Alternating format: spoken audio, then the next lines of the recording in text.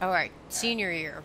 And what I thought was so interesting in your book, The Launching Years, you broke senior year into different seasons. So fall and winter and what to expect is very different than spring, which is very different than summer, which was kind of a surprise to me. So tell me a little bit, so for fall or winter, it's now the process of, where's your application? Did you get it in? And then all the aftermath of, oh, you didn't get into the school that you Yeah. wanted, or you got into several schools that you wanted, and now you can't choose. So there's the fall period.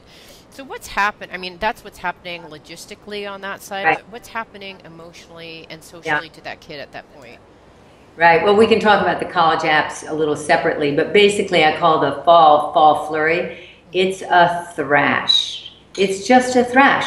They might be on a sports team or in the orchestra. They've got all their courses. They still need to keep their grades up. They're applying. They discover when they are applying to college, it's not just one essay. Oh my goodness, there are 4 extra questions on each application. So that whole college app process is a thrash.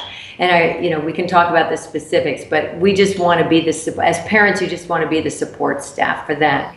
And then I call it the winter blahs, because this is amazingly consistent. Once you have that high adrenaline push to get all the applications out the door, there's this real sort of descent in spirit. The kids are sick of their friends, they're sick of you, they're sick of being in their hometown. Yeah. There's sort of this blah period, and then it ramps up again in about April when they get their acceptances, or maybe their rejections. And then there's maybe some flying around to visit to figure out their college. And then, of course, there's senioritis.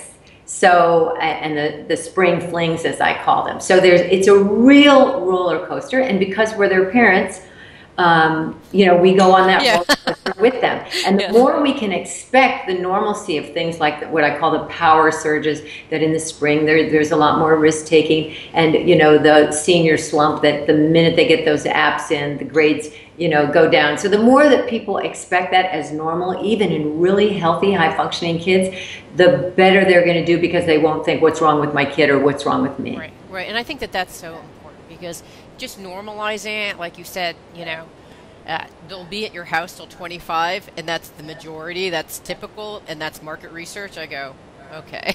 Not necessarily at your house, but you're going to be the main support. Yeah, yeah, but it's still kind of like, okay, now I know. So if that hits Yeah. me, I'm not thinking, what did I do wrong? What's Exactly. happening? Yeah. Okay, so for during the fall flurry, when they're looking at all these different things, and one of the things you actually have a whole section on working with the kids during their college applications because it's Yeah. such a big issue.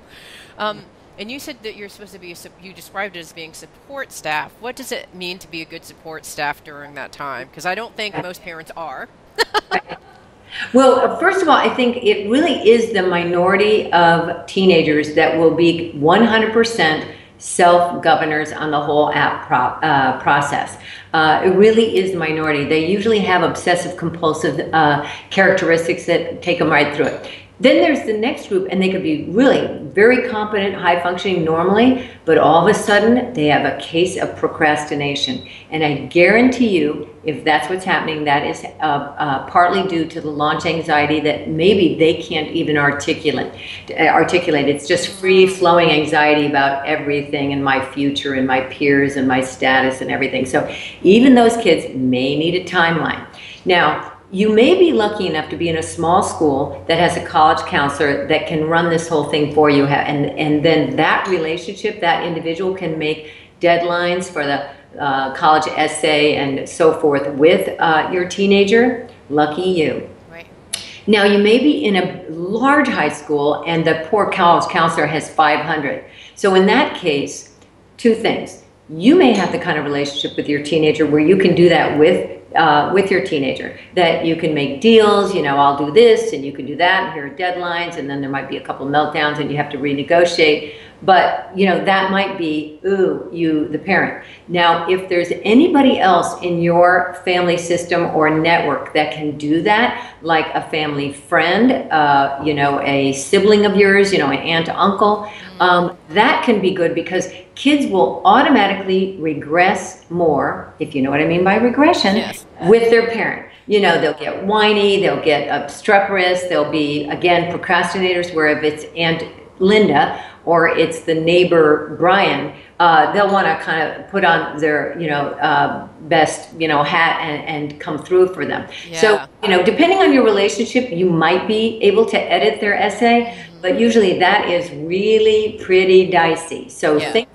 think your junior year about who might be that point person. If you Yes. have a college counselor that can do it, or if you can hire one, but they tend to be a bit expensive. Yeah, that is a fantastic idea because in coaching, I'm a career and life coach, and one of the things that they have are accountability coaches, or one of the key Right. areas why coaches exist is to help people be accountable. And so Exactly. I think it's a brilliant idea because that's not a huge project that you're managing, right? It's just really calling like, okay, you said you'd have this essay done. Is it done? And your aunt can do that, or it could be I get.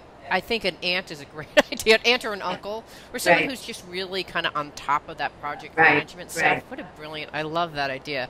Okay, so that's an idea for college applications. And then, so that's the fall flurry that you described, where all this stuff is happening. And then you have the winter blahs, where you're just, catatonic, probably after Right. doing all this stuff. And then you just wait until you get something. And how do you deal with the rejection once the kids, they get they're hoping, this is my first choice, and they get the envelope, and you're like, oh, that doesn't look like that's right. I don't even know if they send envelopes or if they just send emails now. I don't even know. Right, right. There actually is no magic formula for how you are going to make your child feel better, whether they got dumped by a love interest or they got dumped by a college. They're going to live through it, but the most important thing is less, not more. Empathy, I'm here for you. This really sucks. This is so hard. You had your heart set on it. You'll want to say something like, there are other fish in the sea. There are other colleges. A college that doesn't want you, by God, you don't want them. You want to say all these pacifying things. I recommend not to. Just be with them. Know that it will be temporary.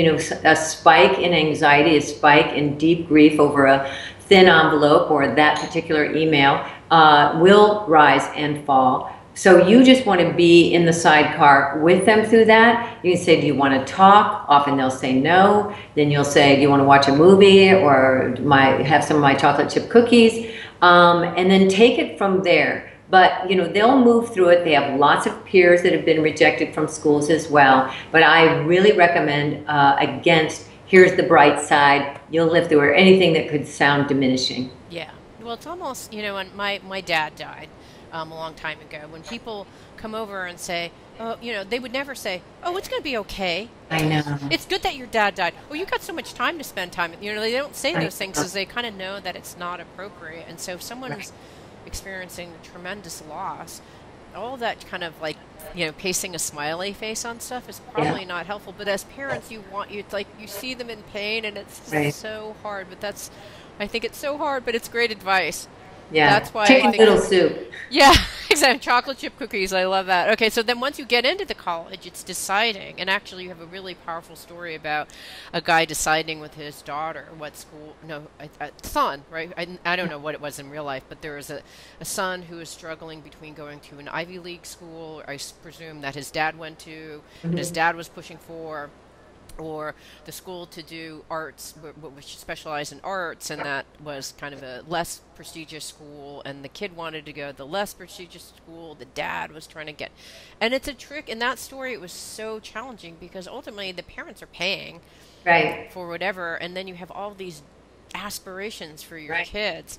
Well, and the other part of that story was mom was sympathetic to the son, but then she was in trouble with the husband. Yeah. So if there's two parents, there can be this triangulation of the good one and the bad one. So it even gets more complex because then the husband's going to be mad at the wife for not getting in line. So, the family stuff that I see can be really dicey.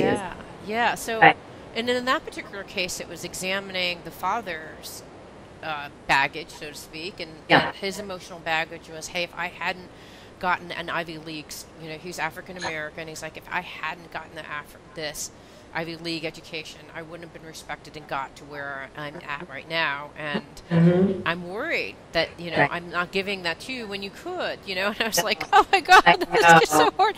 But what are like, and everyone's going to have their own story. That's it. What's in That's the general is, father's narrative. And I so respect the father's narrative. And there may even be something to that because, we know from research that the name brand college, for the most part, does not determine how the rest of their life turns out. That's why we really need to watch it on going along with the best college or the most competitive college being better.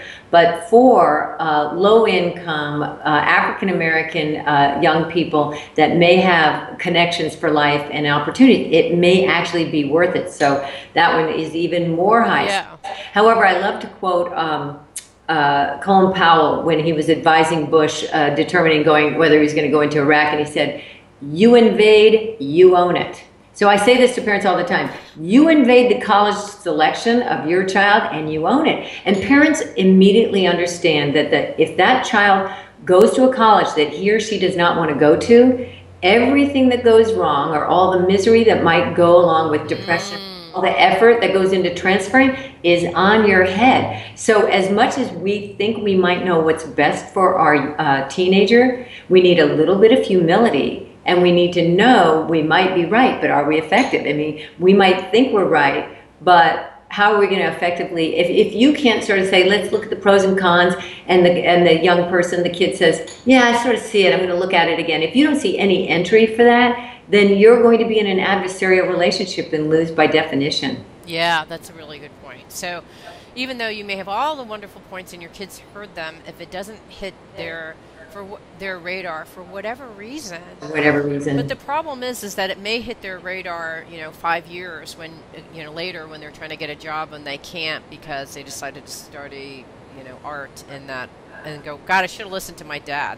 It's Well, like you too can only, late. yeah, you can only do your best, but I would still say you just jumped pretty far between that case where you could tell from the way I wrote the case, that was a young man that absolutely had many strengths and he was going to take them to any experience. And I don't think that young person, from at least this psychologist's perspective, Yeah. was going to fail at anything. Ah, I see. Okay, got He it. needed to follow his own essence, and he has his own individual identity. It's sort of like when any young person is a Democrat, not the Republican, or is a very religious or not religious. It's like it's very dicey to get in there and say, no, I think I should pull you over to my camp.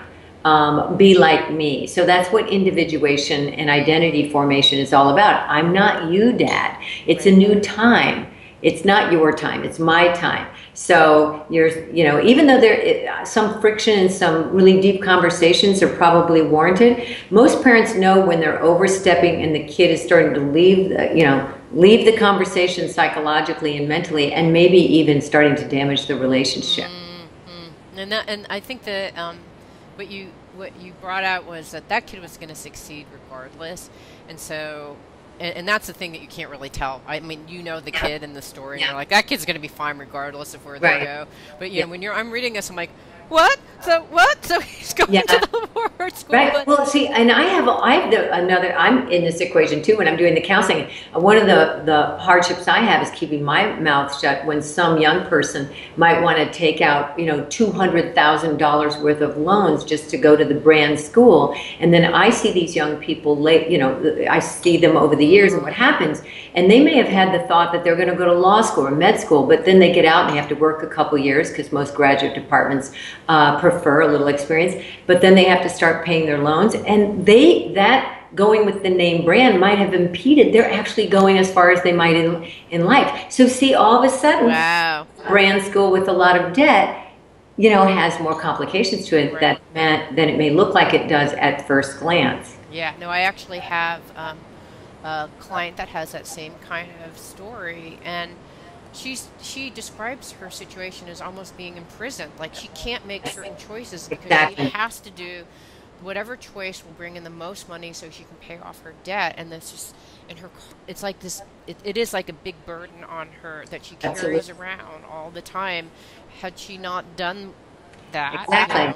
Who knows Exactly. what So, will happen. another point on college admissions that I feel very strongly for is I feel that parents who really know that they have limited funds and that they want their child to go to the state school or an out-of-state or liberal arts school that gives them a merit scholarship that will match what an in-state school will be. That's nothing to apologize for. That is still very generous on your part that you hard scrabble along with life and save up even that in-state tuition. I have parents that are so ashamed. I say, no, tell them in 8th grade, tell them in 9th grade, don't be apologetic. Here's the deal. We know you can go to a great school, even with these restraints. We feel enthusiastic about it.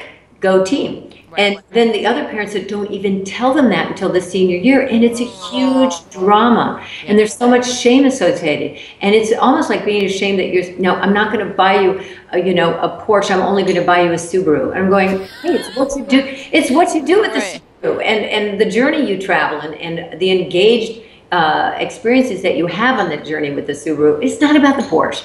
And so one of the things parents can do is edify themselves, inform themselves enough that they don't get on the bandwagon that if they can't afford a really fancy, expensive school, that they're failing their child. It's about what the child does with the college experience. Full engagement, full throttle, know your professors, hop around and find something that might even be your career choice, and then full throttle on that. That's what's going to determine how they go the distance, not that they went to a fancy school. Yeah, isn't that interesting? Well, I went to a fancy school, and so that clouds my judgment. No, it honestly clouds my judgment because my husband and I, we have conversations, and he didn't necessarily he went to a really good school, but not a fancy school. And he's like, why does it matter that our kids go to fancy schools? And we have these debates back and forth, but therein lies the problem. As you mentioned earlier, we have our emotional baggage and experiences based on one set of experiences, like two sets of experiences. And so, and we say to our son, luckily we say to him, I don't know what's going to happen. I don't know if you have to go to a fancy school or not. I just know my experience, and I'm limited because I just know my experience. So, well, if you start out with that humility, CJ, you are halfway there with rapport and credibility with your teenager. Just say, I don't know. I know my story, and I know a little bit about the research, and I read this book. I know a little bit, but always emphasize that you know some, but not everything, and it's certainly not what's best for them because you don't have a crystal ball. Right. Yeah, and I think the key thing is what's best for them, because you just don't know, right? The kid knows. They should know at that point, or they know something more than you know. Or they'll discover something from the one turn they take, and then they'll rediscover what happens when they're resourceful and make another turn. Right. Exactly. Well, that's the whole process of becoming an adult, an emerging adult. Okay, so senior year, or spring during senior year, is when the senioritis and the blah, it sounds like it happens during the winter, but then the risk-taking and the senioritis comes into play. Right. What's some advice during that? And then also there was stuff that I saw, and I was just thinking, oh no, where they have like proms, where they have co-ed hotel rooms, and I was just watching us going, oh no, I'm glad I know to expect this, because this is gonna happen.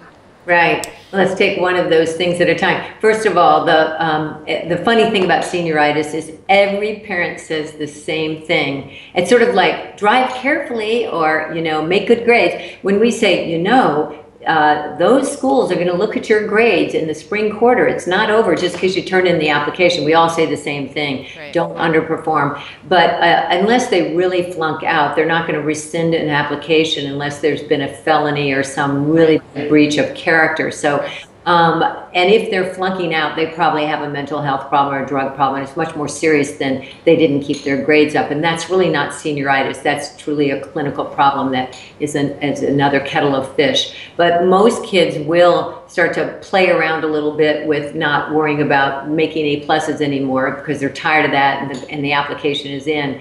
But what I see every single year in my practice is they fumble along. The parents say the same thing. They're absolutely right. They have some fights about, curfew or that line that I get from every 18-year-old. I'm 18, so you what? You call your shots? You're still living here? I pay your, Right. So it's always funny that teenagers think that because they're 18, they can get in a whole lot more trouble in the legal system, and that's all that 18-year-old. go into the military. But because you're paying for every piece of the infrastructure, it doesn't mean that they don't have curfew. So all I can say to the parent of the senior in the winter and the spring is that just keep your hand on the helm. Yes, you'll want to negotiate more things because they are more mature and they do need to drive their own ship. On the other hand, it doesn't mean that we throw the rules out the window. So there's a lot of negotiating about curfew that summer afterwards. I feel so sorry for parents the summer after senior year because the kids are just, I look at them as like primates. That's why I use that phrase, spoiling the nest. It's like there's all that bamboo and they just crunch it all and, they're ready to break out of the nest. They are mature, physically speaking, and psychologically, they are so ready to not have the rules that we place on them. So it's all in negotiation. If we're really lucky, they have a job in construction, they're exhausted and fall asleep at 11 o'clock. I have to go to the park. It's my last summer and it's time for party. So it can be rough on the parents that particular spring and summer. So should we go back to the graduation? Yeah. So statistically, and research shows, those big ticket items like prom and graduation or TOLO or OLOT or whatever you have, they really are more high-risk events. So what you want to do is get ahead of it, talk to the parents of your child and their friends, and try to get a plan before the kids are sort of, backing you off on your heels and you don't have any place to room because you didn't think about it before now. So if you can get parents on your team and not rent that hotel room, because the minute you are responsible for a hotel room and it's an all-night affair, there is more partying and anything that goes on with regard to danger related to substance use or unwanted sex, it's kind of you just condoned it. Right. Now, I know why parents do it. They do it because they say, well, I'd rather have them confined and not driving because driving is the biggest source of mortality and morbidity. I know that. But better have it on your turf and supervised and end at 2 or 3 a.m. because the minute you get into the all-nighter, what is the chance that there's going to be somebody that's there for dangerous operations between 3 and 6. They can go home at 3. Right. So it's all negotiated and based on whatever the track record of that peer group is. But, responsibility for the all-nighter, I'd never want to have. Yeah, no, that'd be nightmarish. So the relational parenting, is that what you're talking about, where the negotiating happens? It is, and it's also, I'm glad you brought that up. When you have a very competent teenager, in your household and you're moving through the senior year and the summer afterwards, more and more, instead of saying these are the rules because I'm your parent, you want to say something like, you have a license to choose yourself based on the competencies that you've shown me. So I'm not going to condone that you're going to that big party, at the park. I'm not going to condone it. It's up to you. My rule is that you need to be home at 12, but you choose for yourself. Now, some parents would say, well, you're giving them, you're condoning that they're going to underage drinking. And yeah, I see it differently. I think you're giving them the tension of decision making and they take the responsibility if they go there.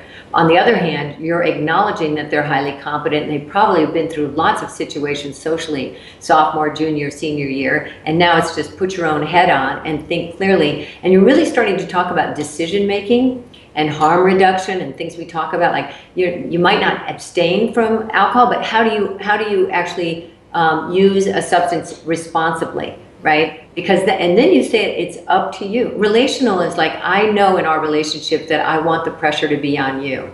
And then when you actually do pull the parental card, like when your kid might say, I want to go out every night this summer. You say, look, we have a relationship. I care about you. I'm really crimping myself to let you go out Thursday through Sunday till 1 a.m. because I stay up all that time. So could you just throw the dog a bone and stay home on Monday, Tuesday, Wednesday? And they'll get kind of uppity and say, look, I'm crimping for you. You care about me. You care about my sleep and my mental health. Could you just... So it's a negotiation. But the relational approach is not, I'm the parent, do what I want. It's like, don't you care about me? I care about you. And actually, believe it or not, for most kids that are around 18, when you respond to them as a caring mutual relationship, you can get some empathy for yourself, not just offer it to them. Well, that's surprising.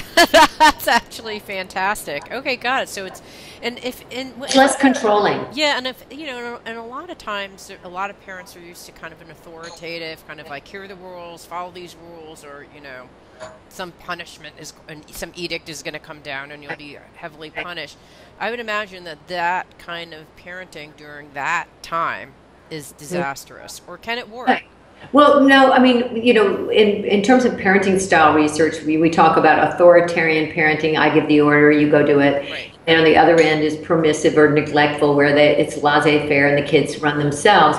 In the middle, we call that authoritative, and that refers to three strengths of the parents. That they have some authority, they have rules, they have structure and consequences if they're infractions. And there's really high warmth, that close relationship part. And then there's this communication style where they grant them some autonomy of having their own independent thoughts and belief systems about drugs, religion, sexuality, educational choices, and somewhat, and so forth. But we also get to have our own opinions, right? It's not that we're going to control them with our opinions, but we dialogue. And so increasingly you move to more of a collaborative approach to things. Maybe not on everything. You're going to say, nope, I'm not going to give you my car except for this and this, and the consequence that if you go where I asked you not to go, I'll yank it back. So you're still a parent with some consequences for some basic rules, but the rules are more fungible. They're more negotiated.